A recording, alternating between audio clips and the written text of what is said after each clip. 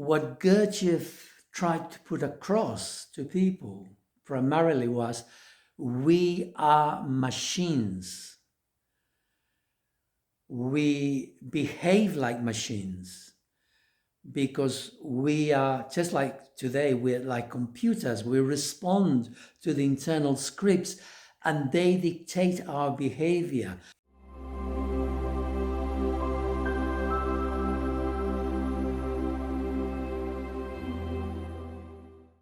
Hi. I'd like to share with you today about two concepts. One is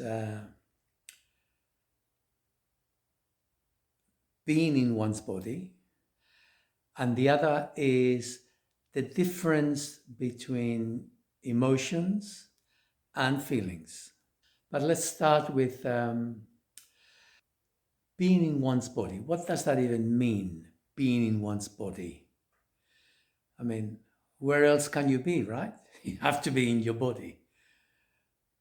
How true is that? I mean, if you look at a dog, you say, oh, the dog's in its body, right? I mean, you wouldn't even question it. The dog is the dog. You see the way the dog frolics and moves. You look at a baby, the baby is in its body. You can see it, as they become little toddlers, they start to move around, they're exploring, they're grappling with the machine, learning how to navigate and use their muscles, etc. But adults often are not in their body. And we can see that. We can see that they're not actually there. They're not present. They exist, but it must be like another dimension because they're not physically present.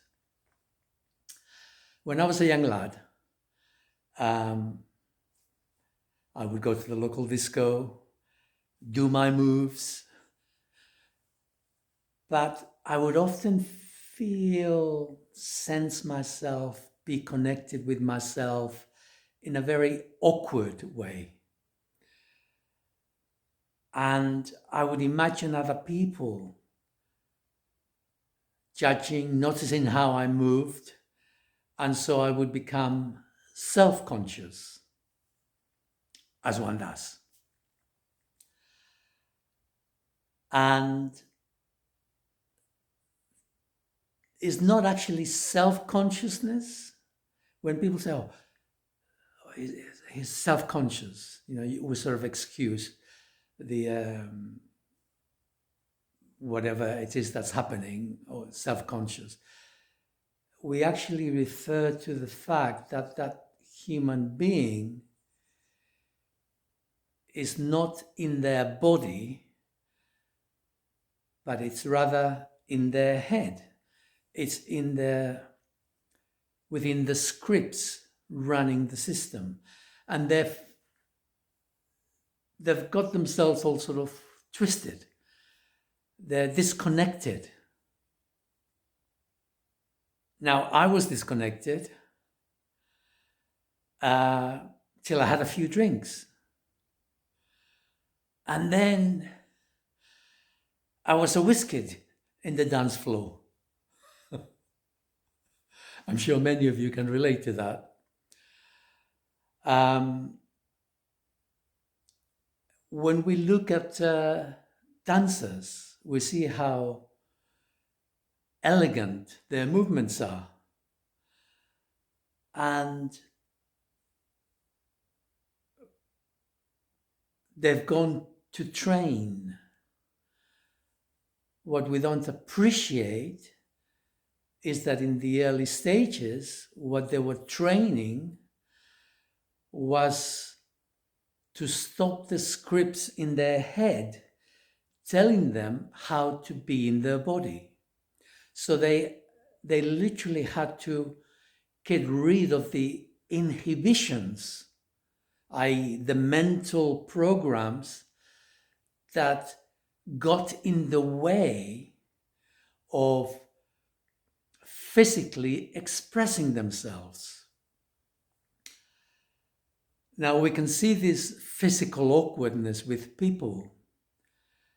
In my early days of Gestalt training, I was alerted to how people came together when they gave each other a hug. And if you are separate and you notice these things, you will see that people, they hug by keeping they hug with the upper body, but the lower body, their sexual organs, they keep them away from each other. And that is a very telling bit of information as to how people are in themselves. When a human being is internally connected, they are not ashamed of their sexuality. They're not rampant abusers. They're simply ordinary, which is that they stand straight when they hug someone because they don't fear their sexual organs, nor are they trying to impose them on the other person. They're simply straight and normal.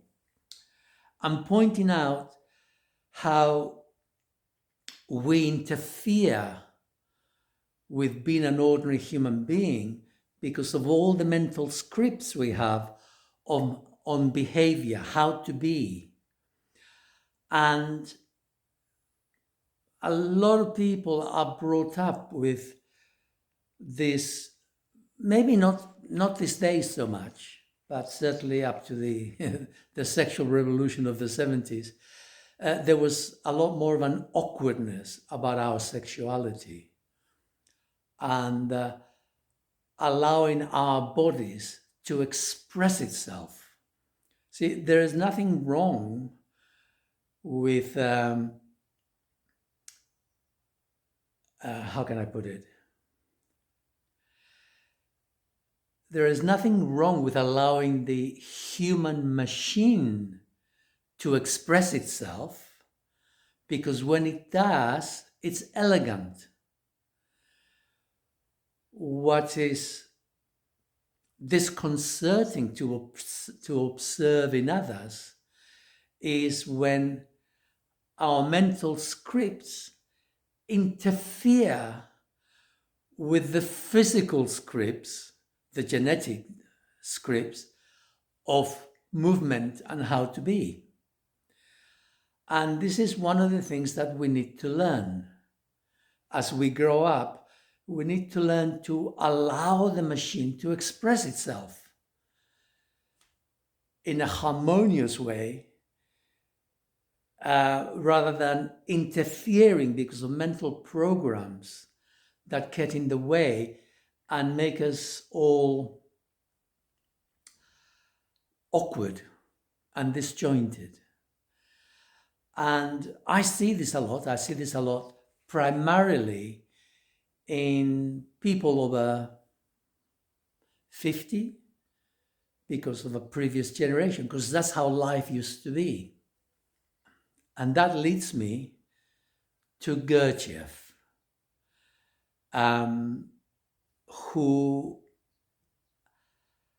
whose teachings I became involved with in my late teens till my late 20s.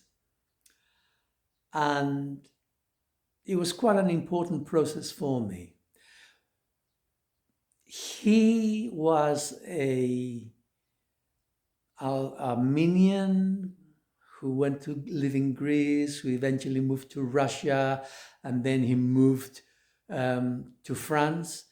And he became quite popular with the intelligentsia of the day as a spiritual teacher.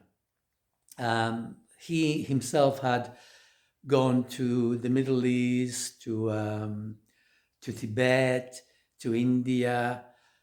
He was searching for information as to what is the meaning of life, and he found his own, and then he brought that and he taught that to like I say, primarily people of wealth. And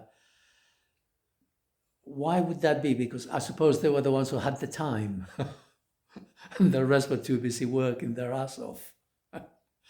Anyway, um, what he did and what he focused a lot on was teaching people how to be connected with their bodies. Because in those days, the indoctrination, the cultural indoctrination was so severe that people were quite rigid within their structure. And getting through to the individual, you had to get through all that indoctrination, all those scripts, which, I mean, when I was a young lad, if I went to the cinema, they would have the national anthem and people would stand up. Everybody in the cinema would stand up. Oh, da, da, da, da, da. And it was like, that's what you do. There was a sort of cultural rigidity of belief systems, which made it very difficult to be a free thinker. And what Gurdjieff tried to put across to people primarily was, we are machines. We behave like machines because we are, just like today, we're like computers. We respond to the internal scripts and they dictate our behavior, not just in the way that I move my body, but also in what I can think, what I'm allowed to think. And to that extent, nothing has changed today. Today, they're still trying to rigidify the way that we think. We've tried to move beyond that. We're not so rigid in our physical way of being, but we're still rigidified in the way that we think.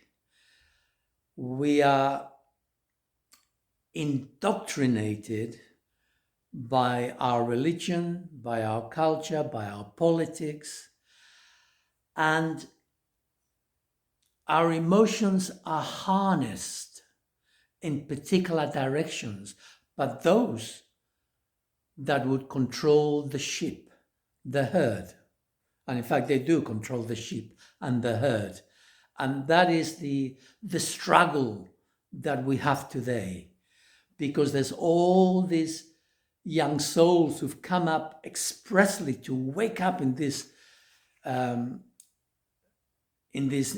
present time, and they've released the shackles of physical indoctrination to a great extent, but they're still shackled to the, nowadays, the woke mentality, the political mentality, and even the religious mentality.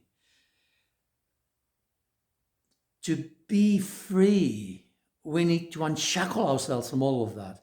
And to the extent that we are not doing it, we are machines and we are not free thinkers. There's an interesting story from Gurdjieff's time. I read this in a book, and it was to do with one of his students who was an English writer and newspaperman, I think. His name was Orage. He wrote a book on how to work with the mind, because a lot of the interaction between Gurdjieff and his pupils, it appears to be, I'm sure it wasn't, but it appears to be how to be present by sort of developing your mind. Anyway, in this interaction, Orage has gone to Gurdjieff because he's complaining about his physical illnesses, his ills, and I think his wives, I can't remember now, it's a long time ago. And he asked Gurdjieff, what can I do to help myself? And Gurdjieff, he'd just been through a large accident, and he was incapacitated for a few years to a great extent. And Gurdjieff said, well, what I do is when I eat my meals, I focus on someone else on the other side of the world who is starving. And I use that friction, that internal friction, to help myself. So that's as much as they shared in that little interaction. What is interesting for me, what I got out of that were a number of things. One is that at the time it was to do with emotions, how to use emotions to help yourself, to release tensions in the body, to aid healing. I now realize that that is not quite what it is about. I don't know how much of that was imbued to Orage by Gurdjieff, because within the French language, emotions and feelings are synonymous. If you want to go a little bit different from emotions, it's sentiment. But there is no word that defines feeling for its true meaning. The English language has got a little bit more of separation. It's easier to grapple with. But the Latin languages, French, Spanish, they don't have it. And this is an important distinction. I am aware that Gurdjieff tried to explain this in his own way, to create that separation, but the language didn't really lend itself. And so I'm not sure that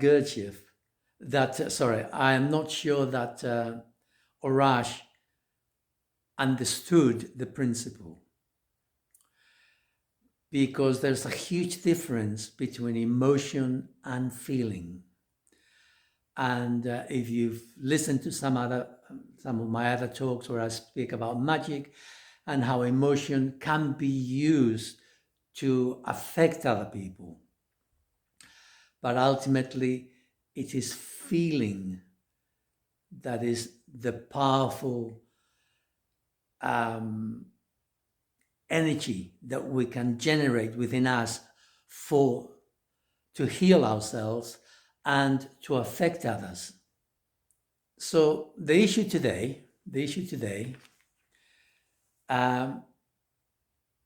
it's still pretty much the same as in Gurdjieff's time, which is 100 years ago, that we're still machines and we're still disconnected, because emotions actually mean to being connected with our senses. Emotions are the flow of hormones through our body. And feelings are not of the ego, they're actually of the heart, whereas emotions are of the ego. And because of all the scripts we have in our heads, we are not in our bodies most of the time. And that's problematic, because unless we are in our senses, unless we are present, how can we find out the nature of self? Who am I? What am I here? What is the purpose in life? We have to be present. Anyway, so let me end with a little exercise. Every day, most people will do a regular walk. If not, go for a 10-minute walk, okay? But this is something you do regularly. Ideally, something you do regularly where you walk for about 10 minutes. And the exercise is that when you begin the walk, before you start, you remember that you exist, that you are in your senses, that you are in your body. And now you're going to walk to your destination for 10 minutes without losing the connection to your senses that you are in your body, that you exist, that you are present. And when you get to the end, you will be able to connect your journey. I've just walked from there and I'm here. So you are aware that you are present through those 10 minutes. I look forward to hearing your results. And whilst we're at it, for those of you who are listening to what I share and who will be listening to what I share in the future, thank you. Thank you for listening. And thank you for giving me a like, helping me to connect with other people. Bye for now.